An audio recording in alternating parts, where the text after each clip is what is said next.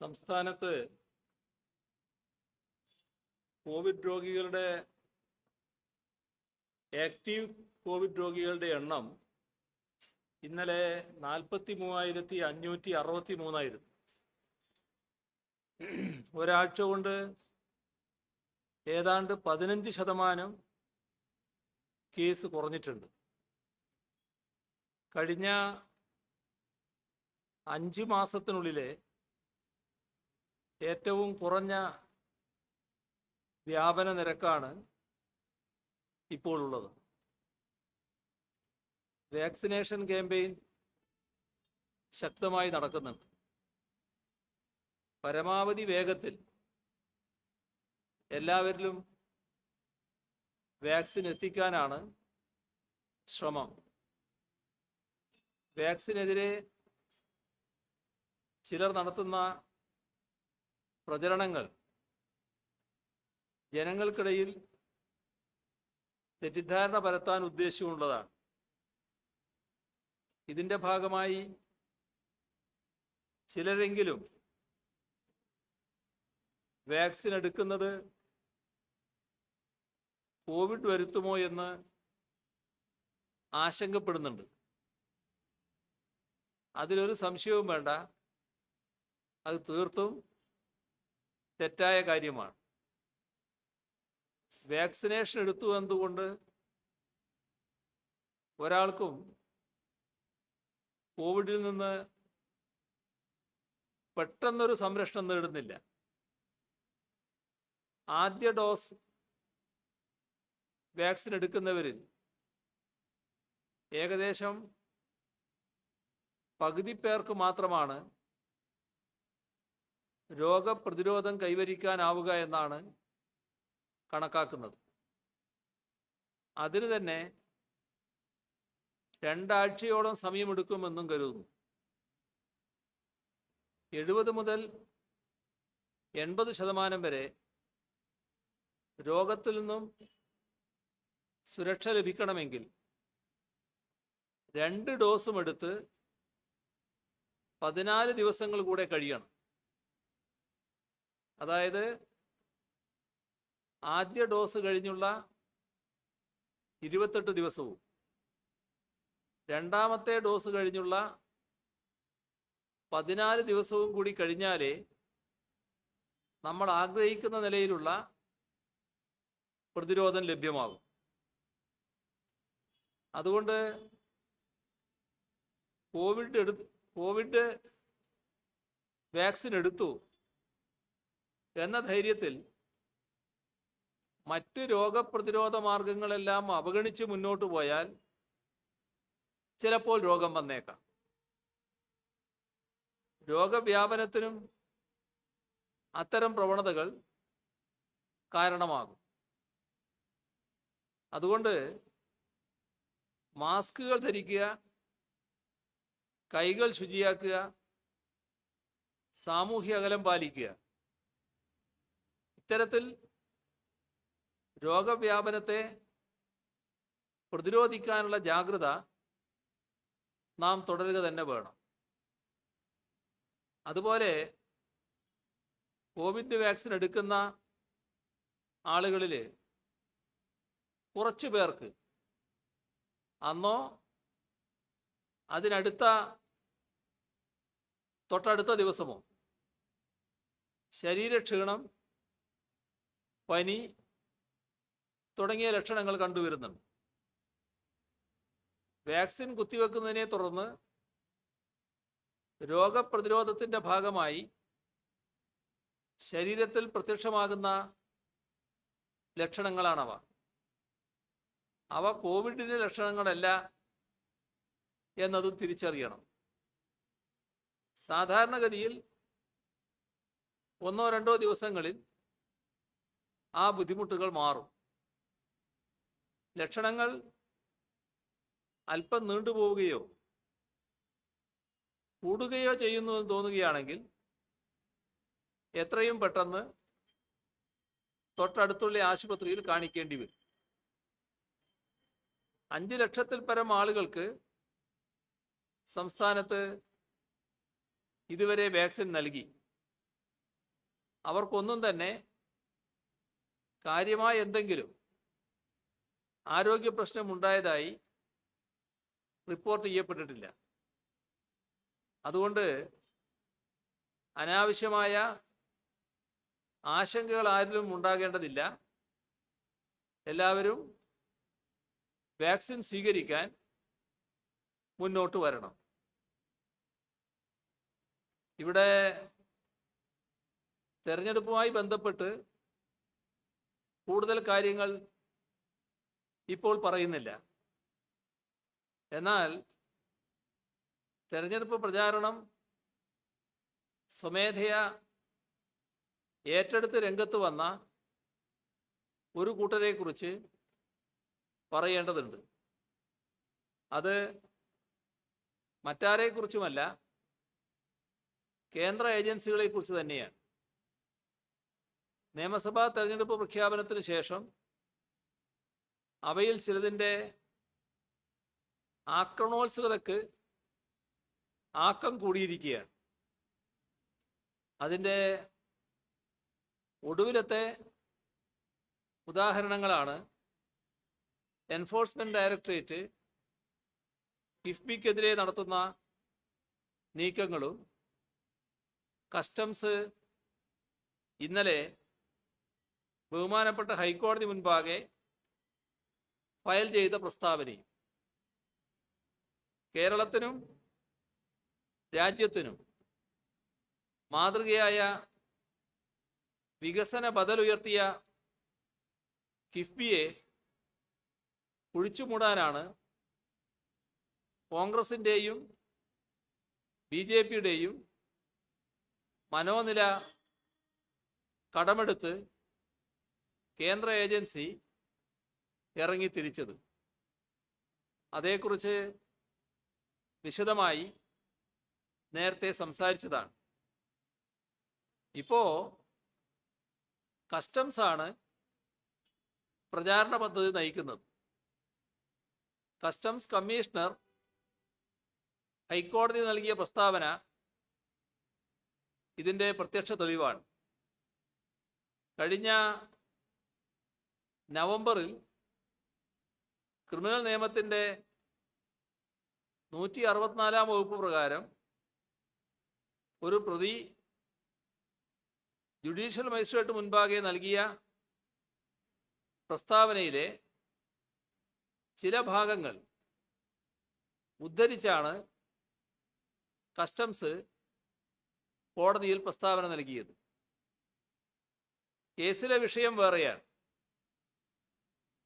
Jail DGP file ചെയ്ത criminal മിസേലിയസ് ഹർജിയാണത്. അതിന്മേലാണ് കുറേയേറെ പേരുകളും സ്ഥാനങ്ങളുമൊക്കെ എഴുതി ചേർത്ത് കസ്റ്റംസ് കമ്മീഷണർ പ്രസ്താവന നൽകുന്നത്. ഈ കേസിലാണെങ്കിൽ പ്രസ്താവന കൊടുത്ത കസ്റ്റംസ് കമ്മീഷണർ എതിർകക്ഷി പോലുമല്ല. സ്വപ്ന സുരേഷും കസ്റ്റംസ് പ്രിവെന്റീവ് സൂപ്രണ്ടുമാണ് എതിർകക്ഷികൾ. എതിർകക്ഷിയല്ലാത്ത ഒരാൾ കോടതിയിൽ ഇത്തരം പ്രസ്താവന നൽകുന്നത് കേട്ടുകേൾവിയില്ലാത്തതാണ്. ജൂലൈ മുതൽ വിവിധ ഏജൻസികളുടെ കസ്റ്റഡിയിലാണ് Swapna Suresh. Customs, enforcement directorate, NIA എന്നീ ഏജൻസികളുടെ കസ്റ്റഡിയിലായിരുന്നു അവർ. ഇതിൽ ഒരു ഏജൻസിക്ക് മുൻപാകെയും പറയാത്ത മഹാകാര്യം കസ്റ്റംസിൻ്റെ കസ്റ്റഡിയിൽ വന്നപ്പോൾ പറഞ്ഞിട്ടുണ്ടെങ്കിൽ അതിന് കാരണം എന്തായിരിക്കും? അത് ഈ പ്രസ്താവന കൊടുക്കുകയും പ്രചരിപ്പിക്കുകയും ചെയ്ത കസ്റ്റംസും അതിനു പിന്നിൽ പ്രവർത്തിച്ചവരും എടുത്തു പറയേണ്ടത് തന്നെയാണ്. അവരത് പുറത്തു പറയാൻ തയ്യാറാകണം. വകുപ്പ് 164 പ്രകാരം മജിസ്ട്രേറ്റ് മുൻപാകെ നടത്തുന്ന പ്രസ്താവന സാധാരണ നിലയിൽ അന്വേഷണ ഘട്ടത്തിൽ അന്വേഷണ ഉദ്യോഗസ്ഥന് മാത്രമേ ലഭിക്കുകയുള്ളൂ. അന്വേഷണ ഏജൻസി പ്രത്യക്ഷമായോ പരോക്ഷമായോ ചട്ടം 164 പ്രകാരം ഒരു വ്യക്തി നൽകുന്ന പ്രസ്താവന വെളിപ്പെടുത്തരുത് എന്ന് കേരള ഹൈക്കോടതി വ്യക്തമായി പറഞ്ഞിട്ടുണ്ട്. നിയമവശം ഇങ്ങനെയായിരിക്കെ കേസിൽ കക്ഷിയല്ലാത്ത കസ്റ്റംസ് കമ്മീഷണർ സംസ്ഥാന മന്ത്രിസഭയിലെ അംഗങ്ങളെയും സ്പീക്കറെയും അപകീർത്തിപ്പെടുത്തുക എന്ന തെരഞ്ഞെടുപ്പ് ലക്ഷ്യത്തോടെയാണ് മുന്നിട്ടിറങ്ങിയിരിക്കുന്നത്. ഇന്നലെ പ്രതിപക്ഷ നേതാവ് ചോദിച്ച ചോദ്യത്തിൻ്റെ ഉത്തരവും ഇതിൽ തന്നെ അടങ്ങിയിട്ടുണ്ട്. കേന്ദ്രത്തിലെ ഭരണകക്ഷിയുടെ സങ്കുചിത രാഷ്ട്രീയ താൽപ്പര്യങ്ങൾ സംരക്ഷിക്കാനാണ് ശ്രമം. അതിനായി തങ്ങളുടെ കസ്റ്റഡിയിലുള്ള പ്രതിയുടെ മാനസിക ചാഞ്ചല്യം അന്വേഷണ ഏജൻസികൾ മുതലെടുക്കുകയാണ്. അങ്ങനെ സമ്മർദ്ദം ചെലുത്തി എന്തെങ്കിലും പറയിച്ചാൽ അത് തെളിവുകളുടെ പിൻബലമില്ലാതെ അതുകൊണ്ട് തന്നെ മുന്നോട്ട് നീക്കാൻ കഴിയാതെ വരും. കേസിനെ പ്രതികൂലമായി ബാധിക്കും. അതെല്ലാം മറന്ന് തെരഞ്ഞെടുപ്പ് കാലത്ത് രാഷ്ട്രീയ പ്രസ്താവന നൽകുകയും അത് മാധ്യമങ്ങളിൽ എത്തിക്കുകയും ചെയ്യുന്ന രീതിയാണ് ഏജൻസി അവലംബിച്ചത്. ഇത് പ്രതിപക്ഷ നേതാവിൻ്റെ പാർട്ടിക്കും BJPക്കും ഒരുപോലെ പ്രയോജനമുണ്ടാക്കി കൊടുക്കാനുള്ള വിടുവേലയല്ലെങ്കിൽ മറ്റെന്താണ്? മറ്റൊരു കാര്യം കൂടി പറയാം. 2020 നവംബറിൽ തന്നെ ഈ രഹസ്യമൊഴിയിൽ എന്തുണ്ടെന്ന് BJP സംസ്ഥാന അധ്യക്ഷനും നിമിഷങ്ങൾക്കുള്ളിൽ അത് ഏറ്റുപിടിച്ചുകൊണ്ട് പ്രതിപക്ഷ നേതാവും പ്രസ്താവന ഇറക്കിയിരുന്നു. അവർ ഒരേ സ്വരത്തിലാണത് പറഞ്ഞത്. അതേ കൂട്ടർ തന്നെ തെരഞ്ഞെടുപ്പ് അടുത്തപ്പോൾ പഴയ വീഞ്ഞ് പുതിയ കുപ്പിയിലാക്കി വന്നിരിക്കുന്നു. തെരഞ്ഞെടുപ്പല്ലേ, ആരോപണം വാരി വിതറി പുകമണ്ഡലമുയർത്തി പൂഴിക്കടകൻ ഇഫക്റ്റ് ഉണ്ടാക്കി കളയാം എന്നാകും ഭാവം. തെളിഞ്ഞ അന്തരീക്ഷത്തിൽ സ്വതന്ത്രവും നീതിപൂർവവുമായ തെരഞ്ഞെടുപ്പ് നടക്കാൻ പാടില്ല എന്നും ജനമനസ്സുകളിൽ വിഭ്രാന്തിയും ആശങ്കയും നിലനിൽക്കണമെന്നും BJPയും കോൺഗ്രസും ഒരുപോലെ ആഗ്രഹിക്കുന്നു. കസ്റ്റംസിലെ ചില ഉദ്യോഗസ്ഥർ പറയുന്നതാണ് അവരുടെ പുതിയ ആയുധം എന്ന് മാത്രം. ഈ കസ്റ്റംസിൻ്റെ രീതികൾ തുടക്കം മുതൽ നാം കണ്ടതാണ്. കോൺഗ്രസ് BJP കേരളതല സഖ്യം സ്വർണ്ണക്കടത്ത് ആഘോഷിച്ചപ്പോൾ ആദ്യം വന്നത് തന്നെ മുഖ്യമന്ത്രിയുടെ ഓഫീസിന് നേരെയാണ്. ഓഫീസിൽ നിന്ന് കസ്റ്റംസിനെ വിളിച്ചു. എന്ന് എത്ര കടുപ്പിച്ചാണ് ആരോപണം ഉന്നയിച്ചിരുന്നത്. അക്കാര്യം അന്നത്തെ കസ്റ്റംസ് ജോയിന്റ് കമ്മീഷണറോട് മാധ്യമങ്ങൾ തിരക്കിയപ്പോൾ ലഭിച്ച ഉത്തരം ഓർമ്മയില്ലേ? മുഖ്യമന്ത്രിയുടെ ഓഫീസിൽ നിന്ന് ആരും വിളിച്ചിട്ടില്ല എന്ന് സത്യസന്ധമായി പറഞ്ഞ ആ ഉദ്യോഗസ്ഥൻ ഇപ്പോൾ എവിടെയുണ്ട്? നാഗ്പൂരിലേക്കാണ് നാട് കടത്തിയത്.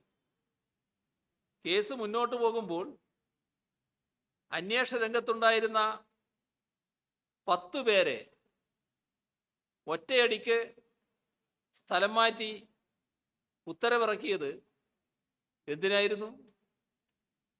ഒരു അസിസ്റ്റന്റ് കമ്മീഷണറെ ഉടനെ മാറ്റിയത് എന്തിനായിരുന്നു?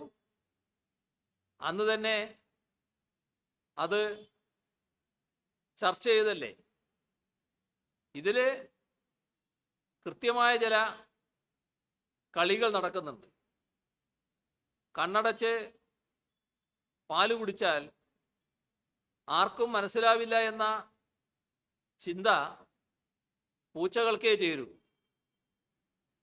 ഇവിടെ കേന്ദ്ര വിദേശകാര്യ വകുപ്പിൻ്റെ ചുമതലയിലുണ്ട് എന്ന് നാം വിശ്വസിക്കുന്ന ഒരു സഹമന്ത്രി ഇന്നും ചില കാര്യങ്ങൾ പറയുന്നത് കേട്ടു. മിഡിൽ ഈസ്റ്റിൻ്റെ ചുമതലയാണ് അദ്ദേഹത്തിന് എന്നാണ് പറയുന്നത്. ഇദ്ദേഹം മന്ത്രിയായതിനു ശേഷം എത്ര സ്വർണ്ണക്കടത്ത് നടന്നു എന്നതിന് വല്ല കണക്കുമുണ്ടോ?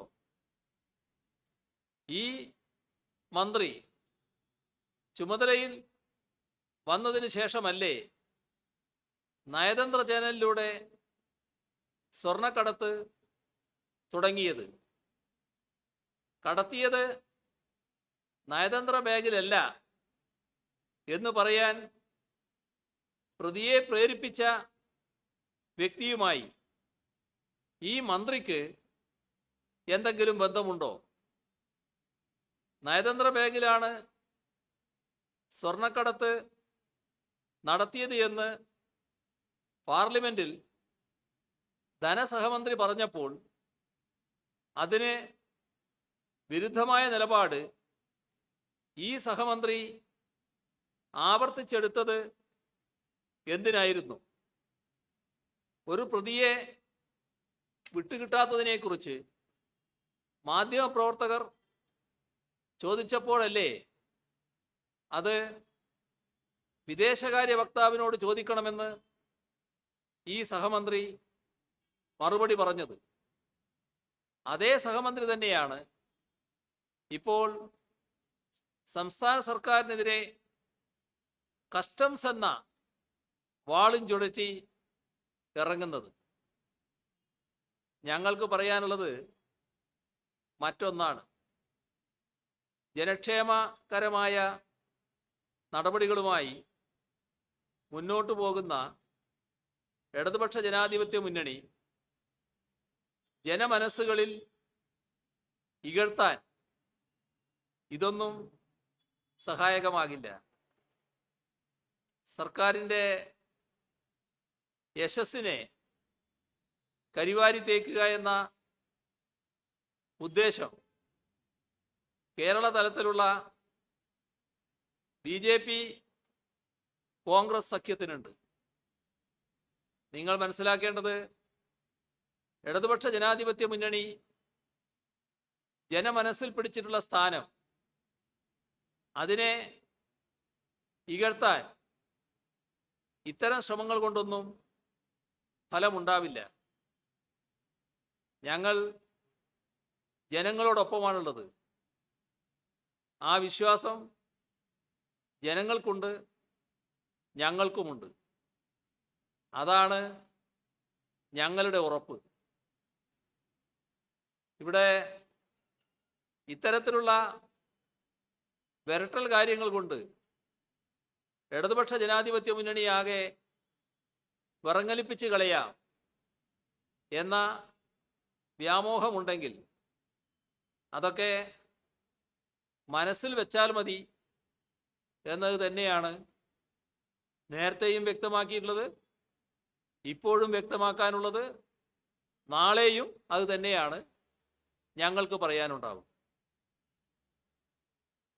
അസാധാരണമായ ഒരു പ്രതിസന്ധിയാണ് കോവിഡ് മഹാമാരി ഈ ലോകത്തിന് നൽകിയത്.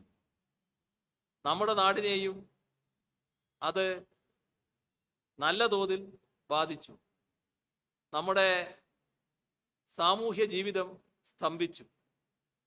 സാമ്പത്തിക മേഖല അങ്ങേയറ്റം പ്രതിസന്ധിയിലായി. എന്നാൽ ഈ വെല്ലുവിളികൾക്ക് മുന്നിൽ പകച്ചു നിൽക്കാതെ ജനങ്ങൾക്ക് വേണ്ടി ക്രിയാത്മകമായി എന്ത് ചെയ്യാം എന്നാണ് സർക്കാർ ആലോചിച്ചത്.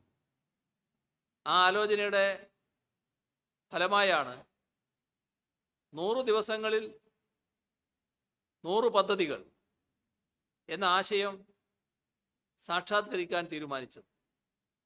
ഇത് 2 ഘട്ടങ്ങളിലായി 100 ദിന പരിപാടി നമ്മുടെ സംസ്ഥാനത്ത് നടപ്പാക്കിയത്, വിജയകരമായി നടപ്പാക്കിയത് എല്ലാവരുടെയും ശ്രദ്ധയിലുണ്ടാകും.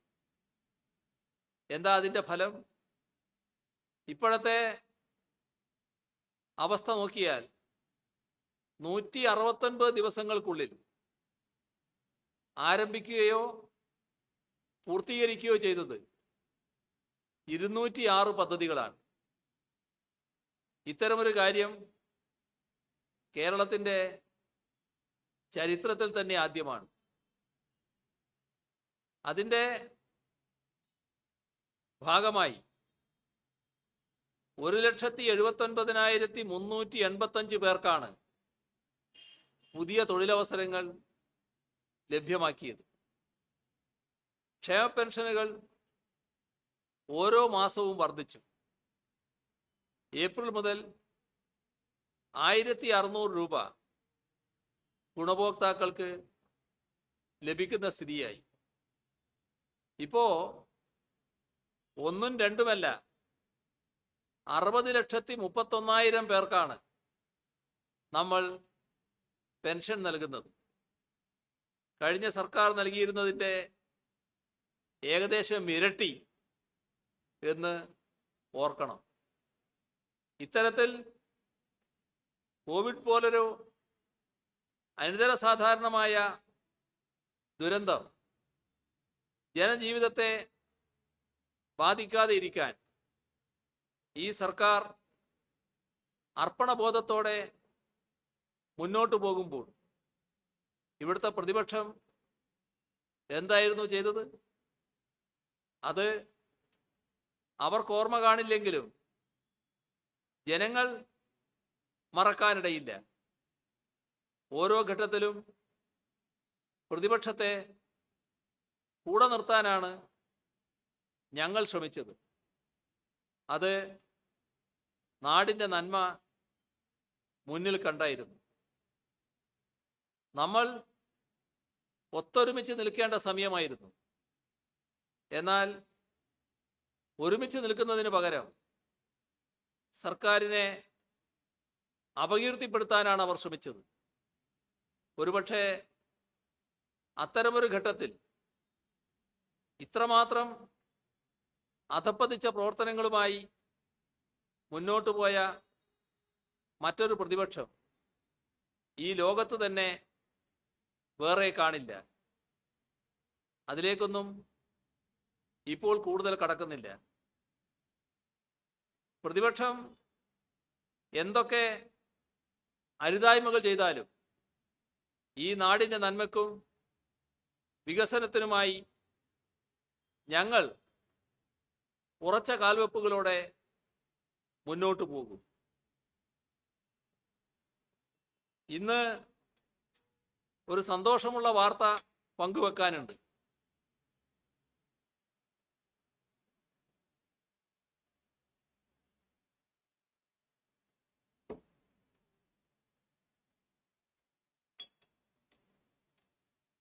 പാലാരിവട്ടം മേൽപ്പാലത്തിൻ്റെ നിർമ്മാണം പൂർത്തിയായിരിക്കുകയാണ്. പണി പൂർത്തിയാക്കിയെന്ന് മാത്രമല്ല, ഭാരപരിശോധന ഉൾപ്പെടെയുള്ളവ നടത്തി ഗുണമേന്മയും ബലവും ഉറപ്പുവരുത്തിയിട്ടുണ്ട്. 8 മാസം കൊണ്ട് പൂർത്തിയാക്കേണ്ട പണിയാണ് കേവലം 5.5 മാസം കൊണ്ട് പൂർത്തിയാക്കിയത്. അത് സാധ്യമാക്കിയ ഊരാളുങ്കൽ കോപ്പറേറ്റീവ് സൊസൈറ്റിയെയും മേൽനോട്ടം വഹിച്ച DMRCയെയും അഭിനന്ദിക്കുന്നു. 41,70,00,000 രൂപയിൽ 70 ലക്ഷം രൂപ എസ്റ്റിമേറ്റിൽ മുൻ സർക്കാരിൻ്റെ കാലത്ത് പണിത പാലം ഒറ്റ വർഷം കൊണ്ട് തകർന്നപ്പോഴാണ് കേവലം 22,80,00,000 രൂപ നിർമ്മാണ ചെലവിൽ 100 വർഷത്തെ ഉറപ്പുള്ള പാലം പാലാരിവട്ടത്ത് ഒരുക്കിയിരിക്കുന്നത്. ഔദ്യോഗികമായ ഉദ്ഘാടന ചടങ്ങുകളൊന്നുമില്ലാതെ തന്നെ നാളെ വൈകുന്നേരം 4 മണിക്ക് പാലം ഗതാഗതത്തിന് തുറന്നു കൊടുക്കും. ഏറ്റെടുക്കുന്ന വികസന പ്രവർത്തനങ്ങൾ ഏത് പ്രതിസന്ധികളുണ്ടായാലും കാര്യക്ഷമമായും വേഗതയിലും അഴിമതി കൂടാതെ പൂർത്തിയാക്കിയിരിക്കും എന്ന ഉറപ്പാണ് ഈ ഘട്ടത്തിൽ ജനങ്ങൾക്ക് നൽകാനുള്ളത്. വിവാദങ്ങളെല്ലാം വിവാദങ്ങളുടെ വഴിക്ക് പോകും. ഞങ്ങൾ എപ്പോഴും ശ്രദ്ധിച്ചിട്ടുള്ളത് നാടിൻ്റെ വികസന കാര്യങ്ങളിലാണ്. ജനങ്ങളെ തെറ്റിദ്ധരിപ്പിക്കലാണ് ഉദ്ദേശമെങ്കിൽ ഞങ്ങളെക്കുറിച്ച് ഞങ്ങൾ കാഴ്ചവെച്ച പ്രവൃത്തിയിലൂടെ ജനങ്ങളോട് ചേർന്ന് നിന്നുകൊണ്ട് ഞങ്ങൾ ഈ കഴിഞ്ഞ കാലത്ത് പ്രവർത്തിച്ച അനുഭവം നേരിട്ട് ബോധ്യമുള്ള ജനങ്ങൾ ഇതിൻ്റെ എല്ലാം ഭാഗമായി തെറ്റിദ്ധരിക്കപ്പെടും എന്ന് ഞങ്ങൾ കരുതുന്നില്ല. ഇത് കൂടുതൽ ഉറച്ച രീതിയിൽ നമ്മുടെ സംസ്ഥാനത്തെ പ്രബുദ്ധമായ ജനതയുടെ പ്രതികരണം ഉയർത്തുന്ന അവസ്ഥയിലേക്ക് എത്തുമെന്ന് പിന്നീട് ഇത്തരം ശക്തികൾക്ക് തന്നെ ആ ശക്തികൾ കേരള തലത്തിലെ കോൺഗ്രസ് BJP സഖ്യമാണ്. അവർക്ക് തിരിച്ചറിയേണ്ടി വരും എന്നതാണ് ഈ ഘട്ടത്തിൽ പറയാനുള്ളത്. മറ്റൊരു കാര്യം ചൂണ്ടിക്കാണിക്കാനുള്ളത്, തിരുവനന്തപുരത്ത് ഇപ്പോൾ ആർമി റിക്രൂട്ട്മെന്റ് റാലി നടക്കുന്നുണ്ട്. അതിൽ ആയിരക്കണക്കിന് ഉദ്യോഗാർത്ഥികൾ എത്തിച്ചേരേണ്ടതാണ്.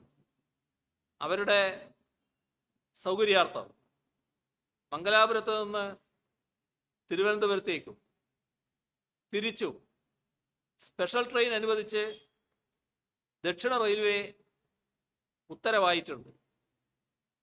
ഇന്നു മുതൽ, അതായത് മാർച്ച് 6 മുതൽ മാർച്ച് 12 വരെയാണ് ഈ സ്പെഷ്യൽ ട്രെയിൻ ഓടുക. ആവശ്യമായ രേഖകൾ കാണിച്ചാൽ ടിക്കറ്റ് ലഭ്യമാകും. സംസ്ഥാന സർക്കാരിൻ്റെ ആവശ്യം അംഗീകരിക്കാൻ തയ്യാറായ റെയിൽവേയെ നന്ദി അറിയിക്കുന്നു. ഇത്രയും കാര്യങ്ങളാണ് ഇന്ന് പങ്കുവെക്കാനുള്ളത്.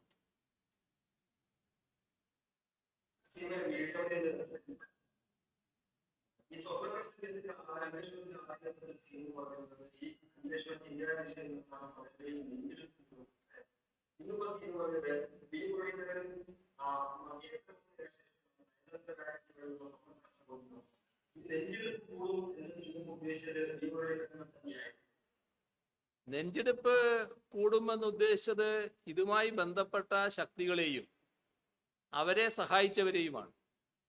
ഈ സഹായിച്ചവർ ആര് എന്ന് ഇപ്പോൾ കൂടുതൽ വ്യക്തമായി വരുന്നുണ്ട്. കാരണം നാം എല്ലാം പ്രതീക്ഷിക്കുന്നത് ഈ കേരളത്തിലെ സാധാരണ നിലക്ക് ജീവിക്കുന്ന ഏതൊരു പൗരനും നമ്മുടെ രാജ്യത്തിൻ്റെ ഭദ്രത ആഗ്രഹിക്കുന്ന ഏതൊരാളും ഈ സ്വർണ്ണക്കടത്തുമായി ബന്ധപ്പെട്ട കാര്യങ്ങൾ ഗൗരവമായി അന്വേഷിക്കണമെന്നും കുറ്റവാളികളായവരെയെല്ലാം വ്യക്തമായി കണ്ടെത്തണമെന്നുമാണ്. അതുകൊണ്ടാണ് സംസ്ഥാന സർക്കാർ ആദ്യഘട്ടത്തിൽ തന്നെ, ആദ്യ ദിവസങ്ങളിൽ തന്നെ ഈ കാര്യം അന്വേഷിക്കുന്നതിന്, സമഗ്രമായി അന്വേഷിക്കുന്നതിന് ഫലപ്രദമായ നടപടി വേണമെന്ന് പ്രധാനമന്ത്രിയോട് തന്നെ ആവശ്യപ്പെട്ടു. അത്തരം അന്വേഷണം ആരംഭിച്ചപ്പോൾ പിന്നീട് നമ്മൾ കണ്ടത്, തങ്ങൾക്ക് വേണ്ടപ്പെട്ടവരായ ചിലര് ഇതിനകത്ത് പെടുന്നുവെന്ന് കണ്ടപ്പോൾ അവരെ സംരക്ഷിക്കാൻ വഴിവിട്ട മാർഗങ്ങൾ സ്വീകരിക്കുന്നതാണ്. അവരുടെ അടുത്തേക്ക് അന്വേഷണ ഉദ്യോഗസ്ഥൻ എത്തുന്നുണ്ടെങ്കിൽ ആ അന്വേഷണ ഉദ്യോഗസ്ഥനെ പെട്ടെന്ന് തന്നെ സ്ഥലം മാറ്റുന്നത് നമ്മൾ കണ്ടു. അതിവേഗതയിലാണ് സ്ഥലം മാറ്റം നടന്നത്. ഇതെല്ലാം സ്വാഭാവികമായും നാട്ടുകാരെ ആശ്ചര്യപ്പെടുത്തിയതാണ്. ഞാൻ നേരത്തെ പറഞ്ഞതുപോലെ ഉത്തരവാദപ്പെട്ട അധികാര കസേരയിലിരിക്കുന്നയാൾ എപ്പോഴും അന്വേഷണ ഏജൻസിയെ ദുർബലപ്പെടുത്തുന്ന വാദഗതികളല്ല മുന്നോട്ട് വെക്കുക. പക്ഷേ ഈ കേസ് ദുർബലപ്പെടണമെന്ന് ആഗ്രഹിക്കുന്ന മനസ്സുള്ള ആളുകൾ അന്വേഷണ ഏജൻസിയെ ദുർബലപ്പെടുത്തുന്ന തരത്തിലാണ് വാദഗതികൾ മുന്നോട്ട് വെക്കാൻ തയ്യാറായത് എന്ന് നമ്മൾ കണ്ടിട്ടുണ്ട്. അതാണ് നയതന്ത്ര പാക്കേജുമായി ബന്ധപ്പെട്ട വിവാദം. നയതന്ത്ര പാക്കേജുമായി ബന്ധപ്പെട്ട് കാര്യങ്ങൾ വലിയ തോതിൽ ഉയർന്നു വന്നപ്പോൾ, അതിലാണ് സ്വർണ്ണക്കടത്ത് നടന്നത് എന്ന് വന്നപ്പോൾ, നയതന്ത്ര പാക്കേജ് അല്ല എന്ന് തറപ്പിച്ച് പറയാൻ ഉത്തരവാദപ്പെട്ട അധികാരസ്ഥാനത്തിരിക്കുന്ന ഒരു മന്ത്രി പദവിയുള്ള ആൾക്ക് എങ്ങനെ കഴിയുന്നു? ആരെ സഹായിക്കാനായിരുന്നു അത്? ഫലമുണ്ടായി. ഈ പ്രതിക്ക് ഉപദേശം കൊടുത്തു എന്ന് പിന്നീട് വ്യക്തമായാൽ തങ്ങൾക്ക് വേണ്ടപ്പെട്ടയാളാണ് എന്നുള്ളത് കൊണ്ട് തന്നെ അതിൻ്റെ ഭാഗമായി സംരക്ഷിക്കാനുള്ള നടപടികൾ സ്വീകരിക്കുന്നത് നമ്മൾ കണ്ടു. എന്താ ചുരുക്കത്തിൽ ഉണ്ടായത്? എവിടുന്നാണ് ഈ പറയുന്ന സ്വർണ്ണക്കടത്ത് ഇങ്ങോട്ട് വന്നത്? ആരാണ് കൊണ്ടുവന്നത്?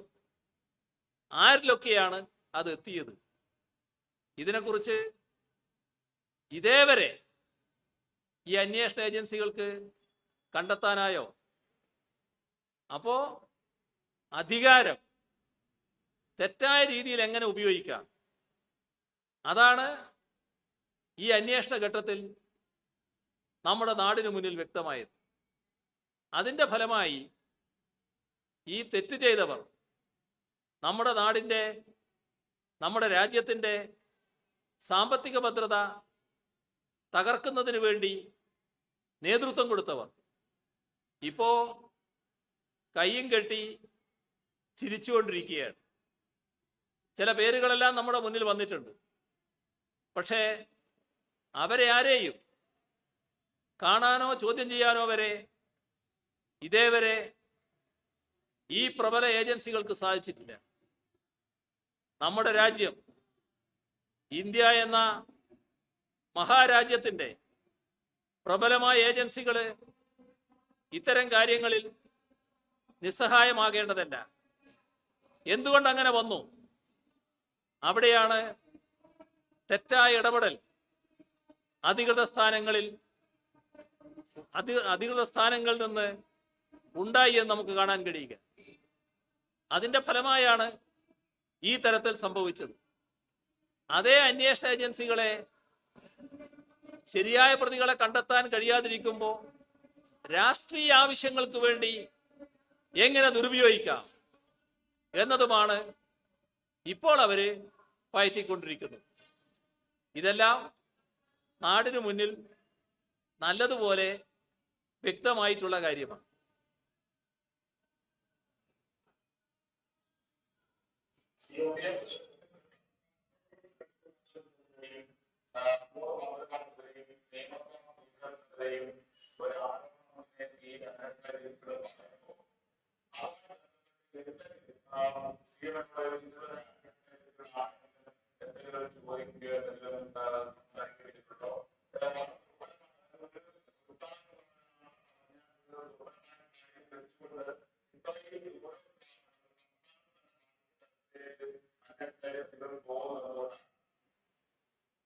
അന്വേഷണ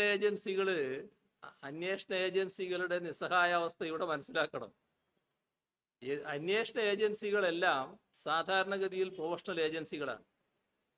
ഒരു അന്വേഷണ ഏജൻസിയും ഇത്തരത്തിൽ പോകേണ്ടതല്ല. സാധാരണ നിലക്ക് അവര് കുറ്റവാളികളെ കണ്ടെത്താൻ ആവശ്യമായ ജാഗ്രതയോടെയുള്ള സമീപനമാണ് സാധാരണ നിലക്ക് സ്വീകരിക്കുക.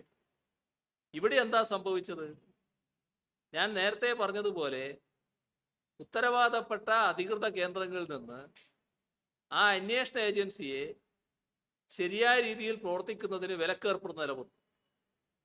അതിൻ്റെ ഫലമായി അവർക്ക് അവരുടേതായ ഡ്യൂട്ടി ശരിയായ രീതിയിൽ നിർവഹിക്കാനാകുന്നില്ല. അപ്പോൾ അവരെ നിയന്ത്രിക്കുന്നവരുടെ ചരടുവലിക്കനുസരിച്ച് നീങ്ങേണ്ടി വരുന്നു. ഒരു തരം പാവകളിയായിട്ട് മാറുന്നു. അതിൻ്റെ ഭാഗമായാണ് ഇപ്പോഴുള്ള പൊറാട്ട് നാടകം നടക്കുന്നത്. അവർ വിചാരിക്കുന്നത് നമ്മുടെ കേന്ദ്ര ഭരണകക്ഷിയുടെ വിചാരം, അതോടൊപ്പം കേരളത്തിലെ പ്രത്യേക കോൺഗ്രസ് BJP കൂട്ടുകെട്ടിൻ്റെ വിചാരം, ഇവിടെ കേരളത്തിലെ സർക്കാരിന് നല്ല തോതിലുള്ള യശസ് ഉണ്ടായിരിക്കുന്നു. ഇത് എങ്ങനെയെങ്കിലും ഇല്ലാതാക്കണം. അതിനെന്ത് വേണം? വലിയ തോതിൽ കേരളത്തിലെ ഗവൺമെന്റിനെ അവരുടെ പ്രതിച്ഛായ തകർക്കത്തക്ക രീതിയിലുള്ള നടപടികൾ സ്വീകരിക്കണം.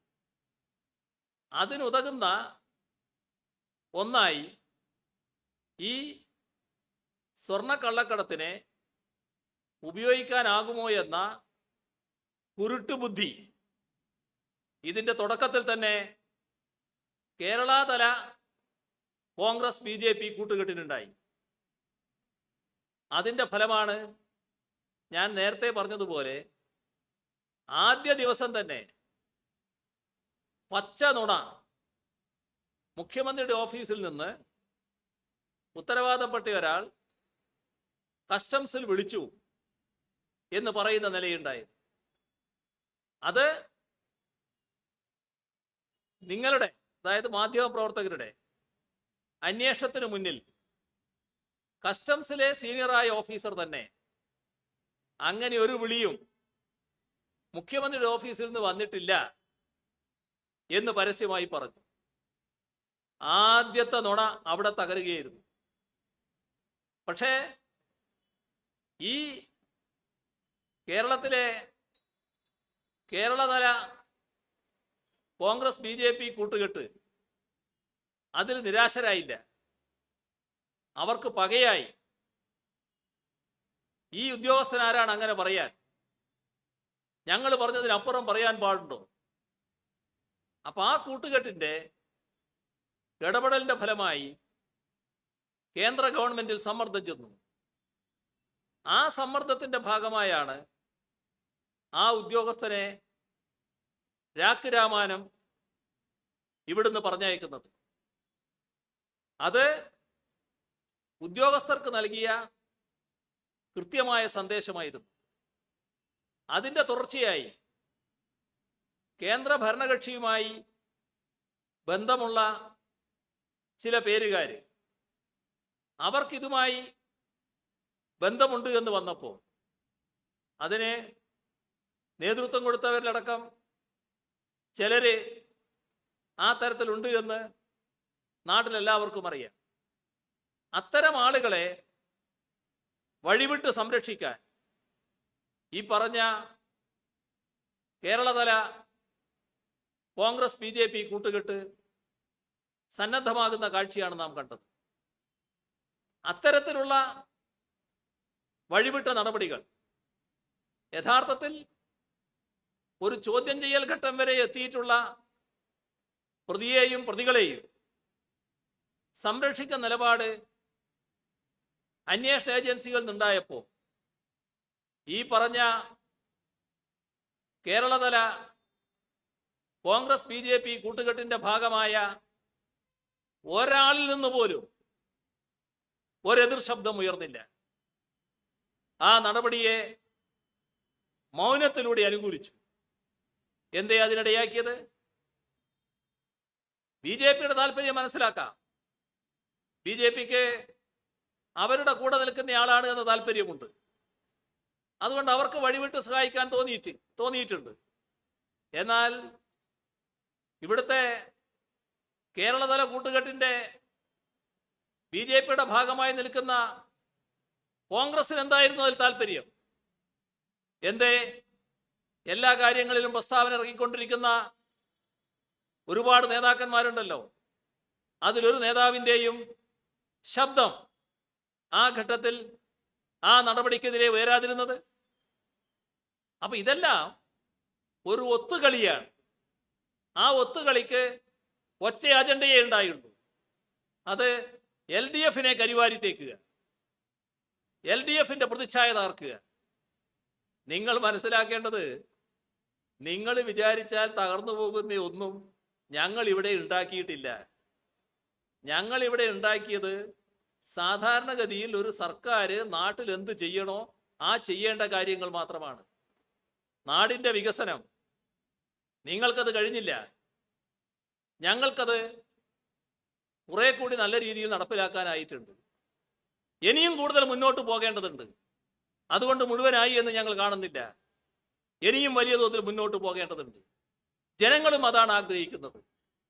നമ്മുടെ നാട് ഒരുപാട് ദുരന്തങ്ങൾ നേരിട്ടു. ജനങ്ങൾ തകർന്നു പോകുന്ന ഘട്ടം വന്നു, അങ്ങേയറ്റം നിരാശരാകുന്ന ഘട്ടം വന്നു. ആ ഘട്ടത്തിൽ ജനങ്ങളെ ചേർത്ത് പിടിക്കാൻ ഞങ്ങൾ തയ്യാറായി.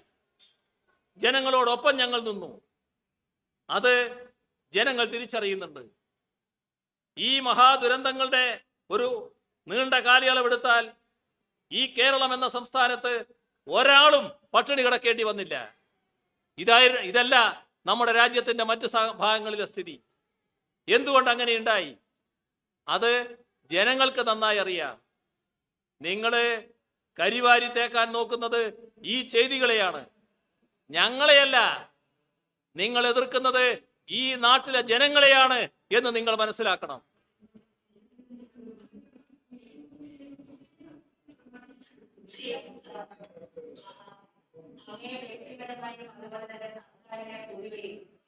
വലിയ രീതിയിൽ ഗുരുതരമായിട്ടുള്ള ആരോപണങ്ങൾ ഉന്നയിക്കുന്ന കാര്യമാണ് കസ്റ്റംസ് കമ്മീഷണറെ പോലെ ഉത്തരവാദിത്തപ്പെട്ട കോടതിയിൽ രേഖകൾ നൽകിയിരിക്കുന്നത്. അപ്പോൾ ഇത് കൈകാര്യം ചെയ്യാനുള്ള ഒരു ശ്രമം എന്നാണ് വിലയിരുത്തി അതിനൊപ്പം നിയമ നടപടികൾ സ്വീകരിക്കുമോ? ഈ കാര്യത്തിൽ സർക്കാരും നാളെ വ്യക്തിപരമായി എന്ത് തരത്തിലുള്ള നടപടികളായിരിക്കും സ്വീകരിക്കുക?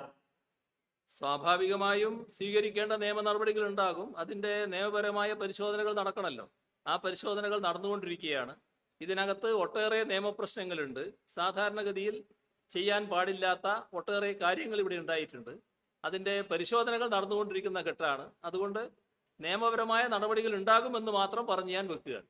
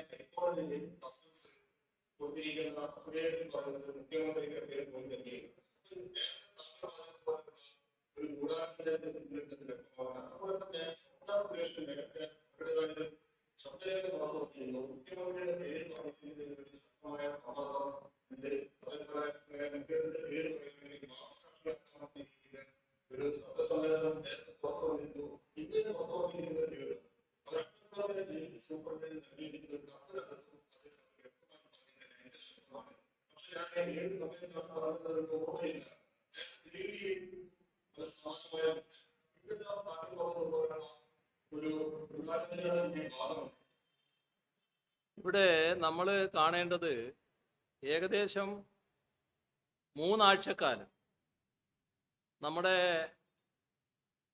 രാജ്യത്തിൻ്റെ വിവിധ അന്വേഷണ ഏജൻസികളുടെ അതിൽ ആദ്യഘട്ടത്തിൽ കസ്റ്റംസ് ഉണ്ട്, പിന്നീട് ED ഉണ്ട്, NIA ഉണ്ട്. ഇവരുടെ എല്ലാം കസ്റ്റഡിയിലായിരുന്നു ഈ പറയുന്ന സ്ത്രീ. അവർ കസ്റ്റഡിയിൽ വെച്ച് ചോദ്യം ചെയ്തതാണ്. അവരെ ദിവസങ്ങളോളം 3 ആഴ്ചയോളമാണ് അവരെ കസ്റ്റഡിയിൽ വെച്ച് ചോദ്യം ചെയ്തത്. ആ ഘട്ടത്തിലൊന്നും ഇത്തരത്തിലുള്ള ഒരു പരാമർശവും ഉണ്ടാകുന്നില്ല. എപ്പോഴും ഇതുപോലെയുള്ള കേസുകളിൽ ഇത്തരം പ്രതികൾ നൽകുന്ന ആദ്യ സ്റ്റേറ്റ്മെൻ്റാണ് അവരുടെ ശരിയായ മനസ്സ് തുറന്നു കാണിക്കുന്നത്.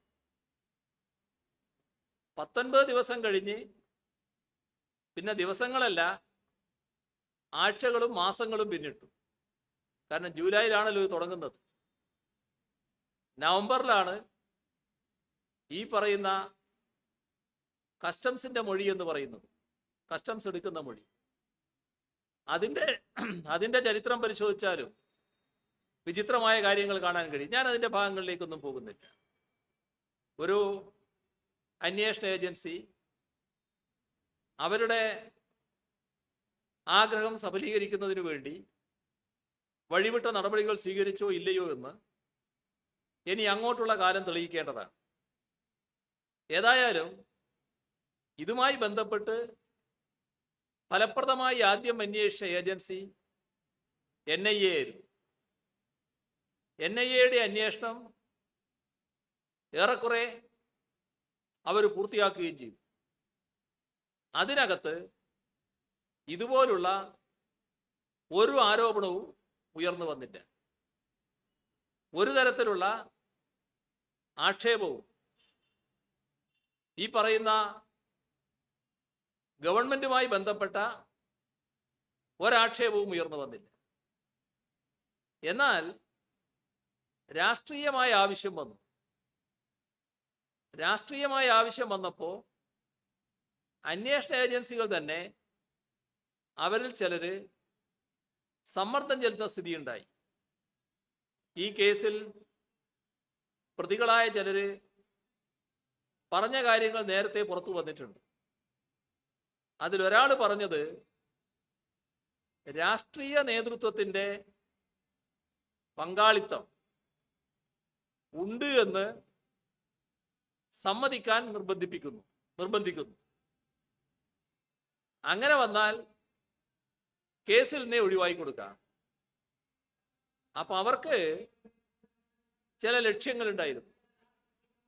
ആ ലക്ഷ്യങ്ങളുടെ ഭാഗമായാണ് സാധാരണഗതിയിൽ പറയാൻ പറ്റാത്തൊരാളോട്, അദ്ദേഹം പ്രതിയായെങ്കിലും സാധാരണ ഉദ്യോഗസ്ഥൻ, പറയാൻ പറ്റുന്ന ഒരാളല്ല അദ്ദേഹത്തോട് ഇങ്ങനെ പറഞ്ഞു എന്ന വിവരം പിന്നീട് പുറത്തു വന്നു.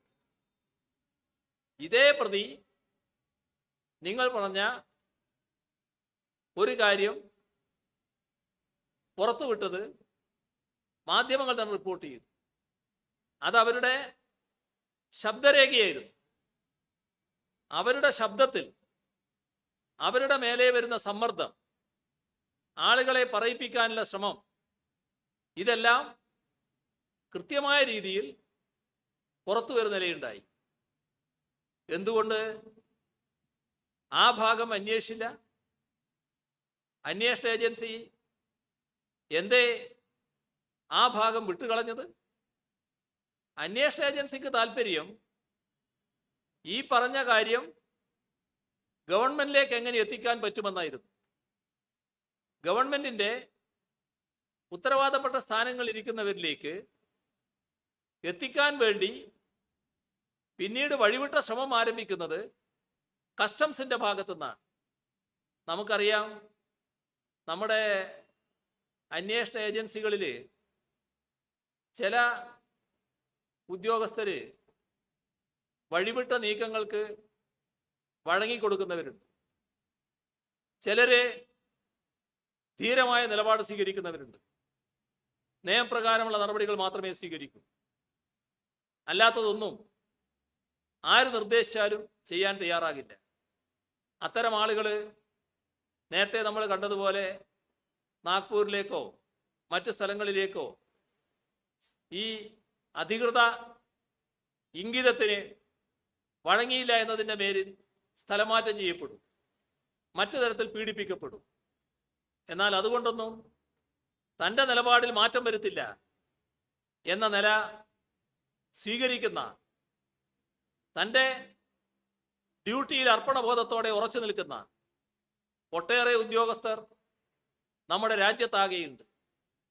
ആ കൂട്ടത്തിൽ ചിലര് എന്താണോ മേലാവെന്ന് പറയുന്നത് അതിനേക്കാളും കൂടുതൽ ചെയ്ത് മേലാവിനെ തൃപ്തിപ്പെടുത്തി കളയാം എന്ന് ചിന്തിക്കുന്നവരും കാണും. ഇതോടൊപ്പം ഇവിടെ രാഷ്ട്രീയമായ ദുരുദ്ദേശവുമുണ്ട്. സാധാരണഗതിയിൽ അന്വേഷണ ഏജൻസിക്ക് രാഷ്ട്രീയമില്ല. എന്നാൽ അന്വേഷണ ഏജൻസിയിൽ ഉൾപ്പെട്ട ചിലർക്ക് ചിലപ്പോൾ രാഷ്ട്രീയ താല്പര്യമുണ്ടാകാം. അതിൻ്റെ ഭാഗമായി ചില നടപടികൾ സ്വീകരിക്കാം. അതും ഇവിടെ ഉണ്ടായിട്ടുണ്ട്. അതിൻ്റെ ഭാഗമായുള്ള നടപടികളിലേക്കും ചിലർ നീങ്ങി എന്ന് കാണാൻ നമുക്ക് കഴിയും. അങ്ങനെ മാസങ്ങളോളം അവരുടെ കസ്റ്റഡിയിൽ കിടക്കുന്ന ഒരു പ്രതിയെ അവരെ നേരത്തെ പറഞ്ഞതിൽ നിന്നെല്ലാം വിരുദ്ധമായ കാര്യങ്ങൾ എന്താണോ തന്നെ കൊണ്ട് പറയിപ്പിക്കാൻ നോക്കുന്നത് എന്ന് അവർ തന്നെ പരാതിപ്പെട്ടിരുന്നൊരു കാര്യം പിന്നീട് അവരെ കൊണ്ട് പറയിപ്പിക്കുന്നുവെങ്കിൽ അതെങ്ങനെ പറഞ്ഞു എന്ന് നമ്മുടെ അന്വേഷണ ഏജൻസികളുടെ രീതി അറിയാവുന്ന ആർക്കും വലിയ തോതിൽ ആലോചിക്കേണ്ടി വരില്ല. അത് സാമാന്യ ബുദ്ധിയുള്ള എല്ലാവർക്കും മനസ്സിലാക്കാൻ കഴിയുന്ന കാര്യമാണ്. അതിലാണ് അന്വേഷണ ഏജൻസിയും അവരെ നിയന്ത്രിക്കുന്ന കേന്ദ്ര ഗവൺമെന്റും അതോടൊപ്പം കേരളതല കോൺഗ്രസ് BJP സഖ്യവും വലിയ തോതിൽ അടിതെറ്റിപ്പോകുന്നത്. നിങ്ങളുടെ ഉദ്ദേശമൊന്നും ഇവിടെ ഫലിക്കാൻ പോകുന്നില്ല എന്നത് നിങ്ങൾ മനസ്സിലാക്കണം. അത് നിങ്ങൾ കാണുന്ന ഭരണകർത്താക്കളല്ല കേരളത്തിലെ ഭരണകർത്താക്കൾ. ഈ അന്വേഷണ ഏജൻസിയിലെ വഴിവിട്ട് പ്രവർത്തിക്കുന്ന അത്തരം ആൾക്കാരോടും ഞങ്ങൾക്കൊന്നേ പറയാനുള്ളൂ, നെഞ്ചു വിരിച്ച് ഞങ്ങളത് പറയും. ആരുടെ മുന്നിലും തലകുനിക്കാതെ ഞങ്ങളത് പറയും. നിങ്ങൾ ഏതെല്ലാം തരത്തിലുള്ള കുതന്ത്രങ്ങൾ പയറ്റിയാലും ഈ നാട് ഞങ്ങളെ കുറ്റപ്പെടുത്തില്ല. കാരണം ഞങ്ങളുടെ ജീവിതം അവരുടെ മുന്നിൽ തുറന്ന പുസ്തകമാണ്. അത് നിങ്ങൾക്ക് വഴിയേ മനസ്സിലാകും എന്ന് മാത്രമേ എനിക്ക് ഈ ഘട്ടത്തിൽ പറയാനുള്ളൂ. മറ്റു കാര്യങ്ങൾ നമുക്ക് പിന്നീട് പറയാം. ഇവിടെ അവസാനിപ്പിക്കാം.